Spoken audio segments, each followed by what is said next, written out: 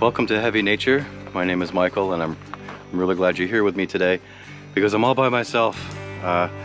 This is a totally unplanned, unscripted adventure today. I have no idea what I am going to do.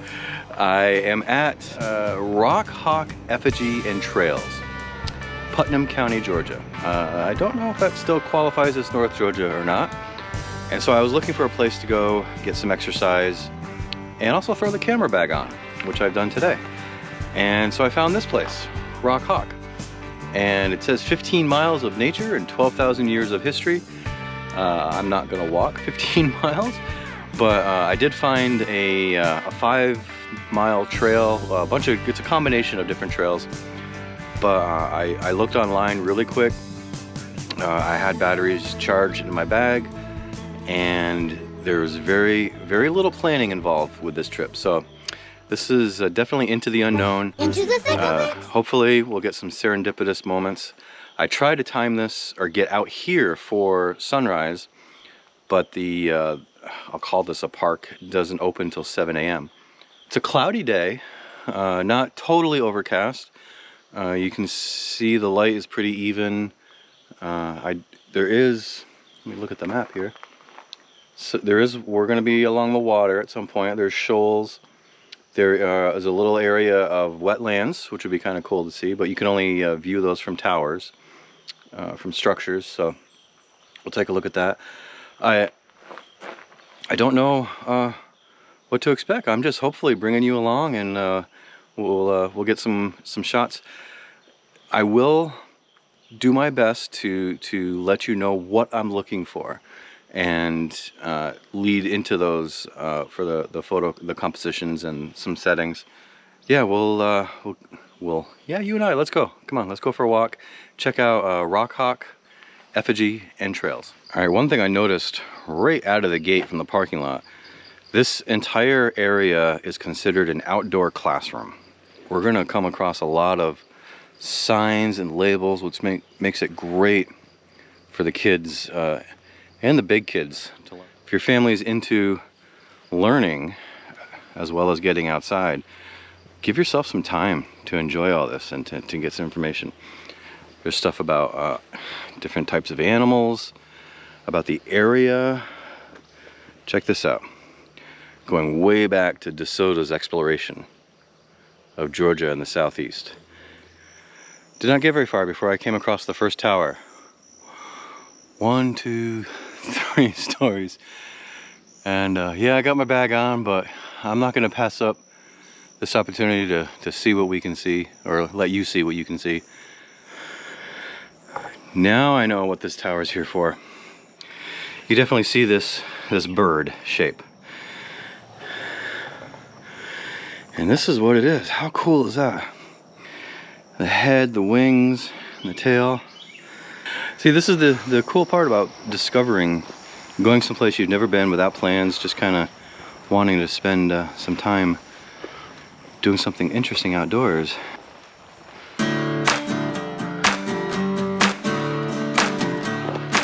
This is a multi-purpose trail, this orange trail, for hiking and mountain biking. And you can see how wide it is. There's again these not random, but these occasional signs that give you information about the animals. Flying squirrel, that would be cool to see.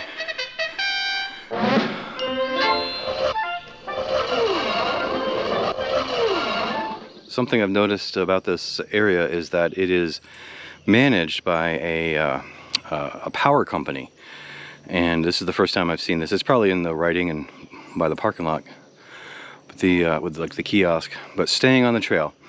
So I will honor that and respect it. And normally I'd like to try to get off the beaten path a little bit, but we will be shooting from the trails today if we see anything. I don't know if I've been watching too many TikTok videos lately, but going down this path, I have that little, I think it's Backyardigans song that everybody's using, Into the Thick of It.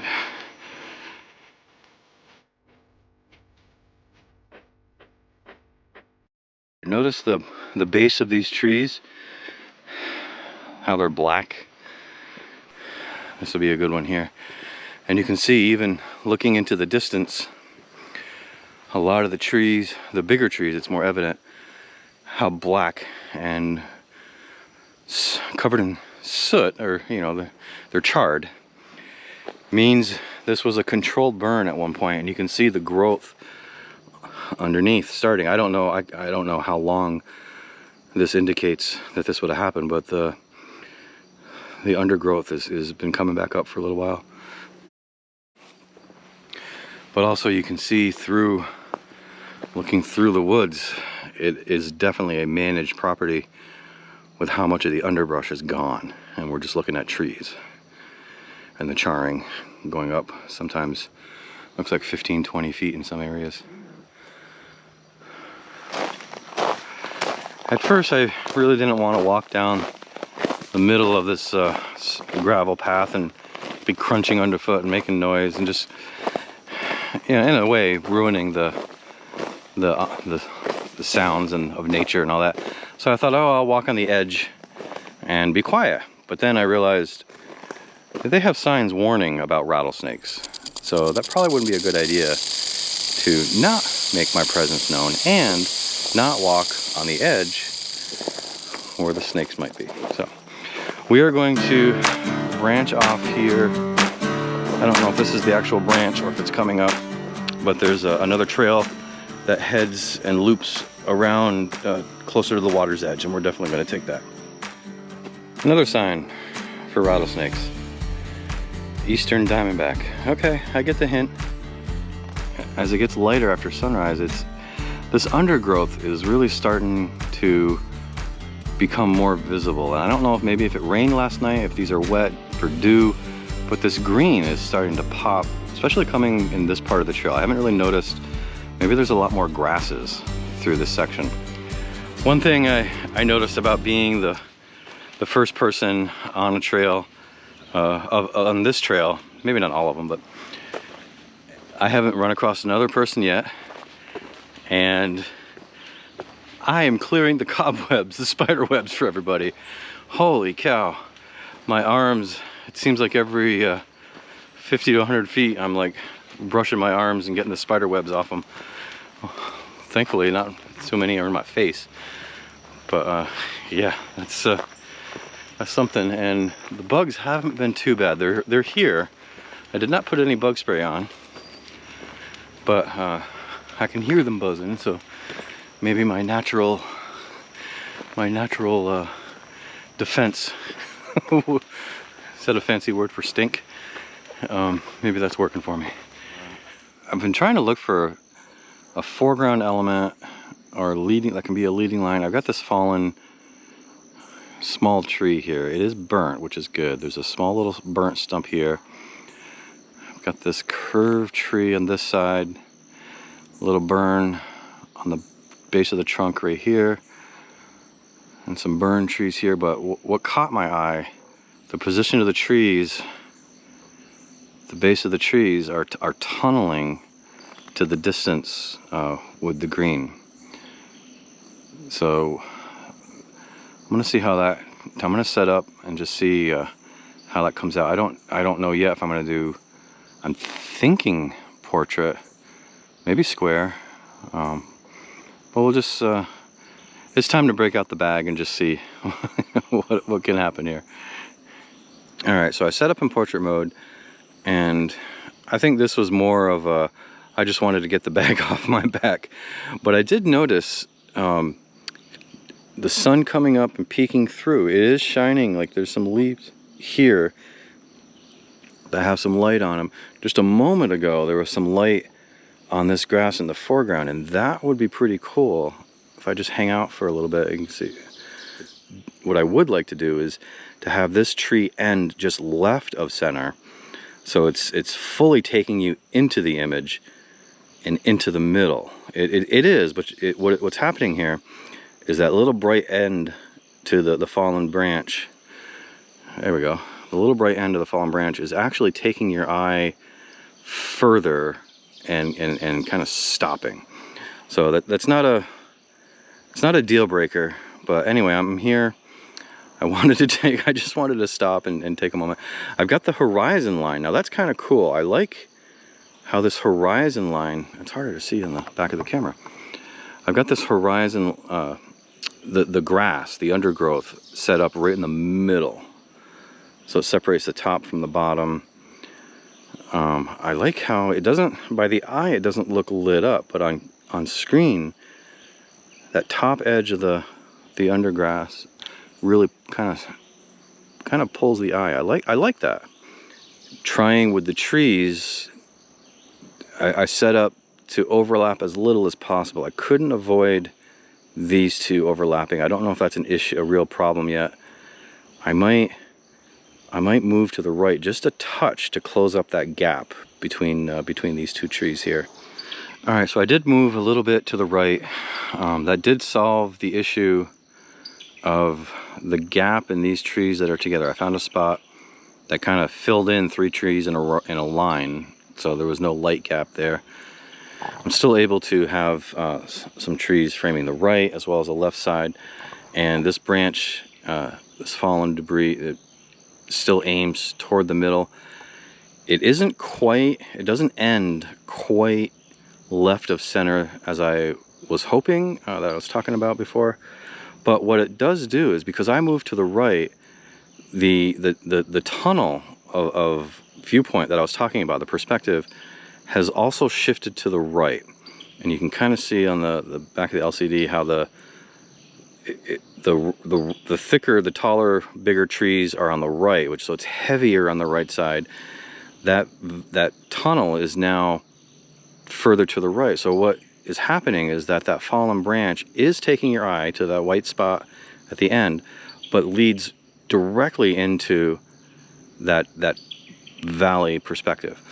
So instead of taking your eye when I was just probably about 4 or 5 feet left, and taking your eye past that point, just by shifting a little bit, it brings it into that point. And I'm liking that part of the image. The other thing I like is these grasses in the foreground. I don't see a lot of them. I could get lower, and I may try that, because lower will actually bring that branch up even higher, closer to the green fake horizon line, in a sense. But on the right side, there's a really nice, the grass is at the bottom of the image, and there's a full plant kind of on the right bottom corner, so that kind of gives it a good anchor, and it hides the other debris in the ground. So there's good things happening here. It's kind of interesting. And now that I'm looking at the area in the bottom half below that horizon line, has the Z. It's not at the top. It's not encompassing the whole image, where you, like when you read a book, you start at top left and you kind of cut your eye travels in a Z pattern. That's optimal, in my opinion, as a designer. But that is occurring in this bottom half, where you have the once your eye's in the middle, you follow that tree down. Then there's another older decomposed tree limb, which has the lighter wood exposed, and then the other branch coming out. So you have the Z on the bottom half. I'm going to lower my perspective and see how that changes this whole thing. What's still visible, if more grass helps in the bottom, if bringing that fallen branch with the white end closer to the undergrowth bright green, just something different. And that's kind of the point, is to come out here and just experiment, trying to increase the interest, find the composition that finally makes me excited. But it's just, also, you can hear the birds. I don't know if I'm in somebody's way here, if there is a nest nearby. Oh, there he is. It's a cardinal. I don't know what the call means, that chirp. I don't know if that's a warning chirp or not, but it's cool to see him. He's looking at me, so maybe it is.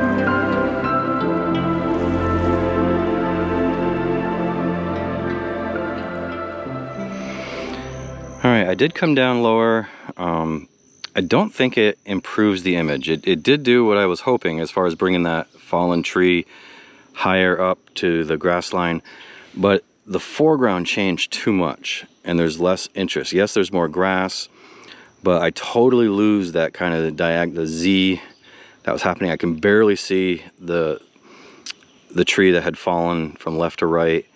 By coming lower, that introduced this white stone to the bottom corner, and that was very distracting, so I had to crop above that, and I cropped above it in the other shot, but I've lost all the what was exciting me about the bottom half of the image. Yes, I did lose the foreground interest from the portrait shot, but now that I figured, well, before I pack up, let me see what landscape looks like. And this fallen branch now becomes the more interesting foreground element, and it's anchored on the right by this tall clump of grass above the rock. I'm not seeing the rock. I kept the horizon, I keep calling it a horizon line, but I kept this in the center of the image. At this point, I can't tell you why. It's just that my brain keeps wanting to put it there. I did move the composition left and right a little bit to keep that clump of grass on the right, bottom right corner, and also keeping in mind that these trees, these larger trees, are now framing the outer edges of the image.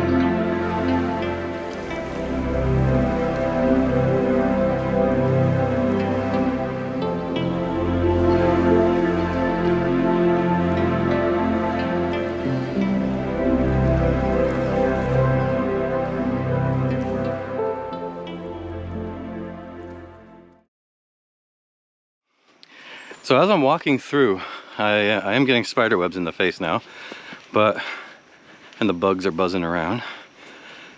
But I'm constantly panning left, right, looking with the sun up. I'm looking for like rays of light and sun breaking through and shining down on the undergrowth or the grasses that are growing after the controlled burn. And it struck me that basically what I'm doing from a photography perspective is panning for gold. And this is the investment. You just never know. I mean, I kind of stopped and took a shot that I liked, and hopefully, you know, it's probably a decent shot. Maybe not portfolio worthy, but still, I enjoy every shot I take. But then as I'm walking through, I'm like looking and hoping, and I keep panning and panning my head left and right, and the word panning, I think, struck me as I was panning for gold, for that moment, for that shot that might just appear out of the blue, or find some unique element of a tree or something in the foreground. And you know, I may still come across it, but I'm out here entertaining myself singing Captain Underpants songs in my head to get my audio levels up. But the water right now, here, I'll just walk a little bit ahead to this bend. I don't think I'm going to get any closer, and I'm easily at least 100 yards, maybe a couple hundred yards away from the water. You can probably just see it in the distance there down at the bottom. So there won't be anything based on the time I have. Yeah, fade to black. I was saying based on the limitations of my time as my GoPro battery died. So other limitations, battery life. I'm not going to go down to the water or try to find a way down. In fact, I'm not going to do the whole 5.5 miles. I stopped long enough for that previous shot. I don't know if this part of the trail comes across. There are some small cemeteries from the early 1800s here, from the landowners from way back. There's another effigy somewhere on here. Again, I don't know if it's on this trail, but I'm definitely coming back with my family. Probably not today because of the rain that's going to be here, but maybe this is only about an hour and a half from my house. So yeah, new discovery, love it. And the humidity is really starting to rise, So unless I see something worthwhile to stop and grab the camera again, let's hope so. Let's keep panning. I'm going to keep it real and wrap up while climbing the last bit here uphill. Deal with the huffing and puffing. You know, no sense in hiding and showing you just the glamour of it all. But if you made it this far in the video, or if you're the first time here to see heavy nature and see what I do out here in the woods and the lakes and nighttime photography and all that stuff, I venture out, I do things, I talk through my compositions, and maybe I'm a little lightheaded right now and rambling, but I try to do what I enjoy and also provide a way for maybe some others to learn through my mistakes and through my hopefully successes. But yeah, whew, long uphill. Take a moment, just a real brief moment, and click that like button, subscribe to the channel, and you'll see more of these videos like this one, even with there's very little planning involved, but just getting out into nature, taking a camera, enjoying that time, and maybe learning something. Subscribe to the channel and you'll see all kinds of videos related to that. I'd love to interact with everybody. Put a comment down below if you like something, if you don't like something. Hey, I've got a thick skin. I've been a graphic designer for over 20 years. Well, I gotta change that spiel. I'm getting old. But you learn that nothing's personal. Don't take it personal. So if there's something you don't like or don't enjoy, let me know, and that way I can fix it and do better in the future. So thank you for taking this little trip with me to Rock, Hawk, Effigy, and trails. We got to see an effigy and we got to see trails. So mission accomplished. Didn't take a whole lot of photos, but that's okay. There's everything, every adventure is not geared for success. But I'll look at the photos, you'll look at the photos, maybe something will come out pretty cool. And thanks a lot for coming along with me. We did not see any poisonous snakes, even though we were constantly reminded that they were around. Yeah, until next time, this is Michael with Heavy Nature. I'll see you later. Phew.